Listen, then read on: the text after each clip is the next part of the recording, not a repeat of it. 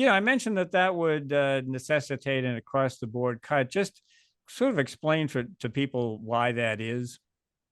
Yeah, so most people know Social Security is funded with a dedicated payroll tax. There is a tax that's imposed on employees and employers.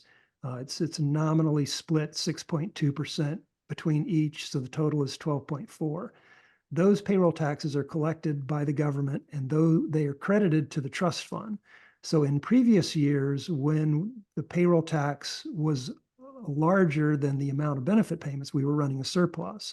That surplus is credited to the trust fund in terms or in the form of government bonds.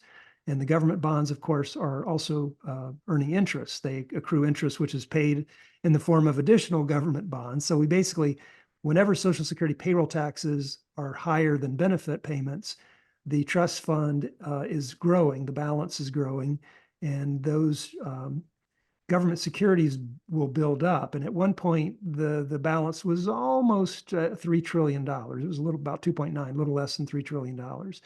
But since 2010, benefits have exceeded payroll taxes. And since about 2020 or so, benefits have exceeded both the payroll tax and the interest earned on the trust fund.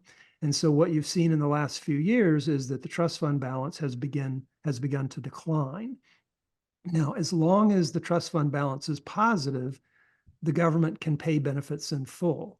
But once the trust fund is exhausted, which is predicted again in 2033, then the only revenue to the program that's allowed by law to be used for benefit payments are the payroll taxes. Well, actually, there also is a small tax on Social Security benefits, and that money is in the trust fund as well. But so you have income taxes on benefits and the payroll taxes.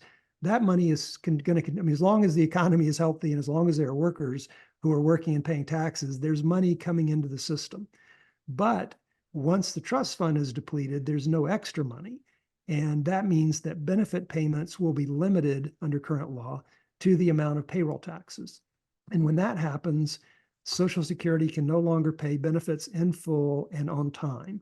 So the monthly checks that everybody is expecting to receive, there's no legal authority to pay those benefits in full on time when the trust fund is exhausted because the payroll tax is not sufficient to cover the cost of benefits.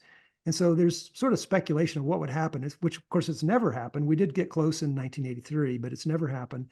And the speculation is, well, if the trust fund were to become insolvent and it had to rely solely on cash flow, then as you noted earlier, there's enough cash flow to pay about 83% of benefits. And whether that means that people who are expecting to get $1,000 only get $830, or whether people who expect to get $1,000 in June don't get their $1,000 until July, there's sort of speculation as to which of those two outcomes would occur. But, the reality, of course, is that Congress would step in at some point before the checks are unable to go out, and they would either change the law and allow general revenue to go into the trust fund, or they would raise the payroll tax, or they would do something, presumably, to prevent those benefits or the benefit payments from being reduced or delayed.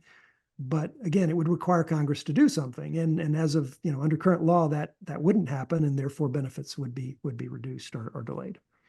Yeah, and I think the trustees make this point every year that however you want to deal with this, the sooner you change the law, the better, because to avoid, the across the board cuts, whether they're, going to add general revenues, or they're going to change the benefit formula or add payroll taxes or, some sort of temporary solution, which Congress is best at doing.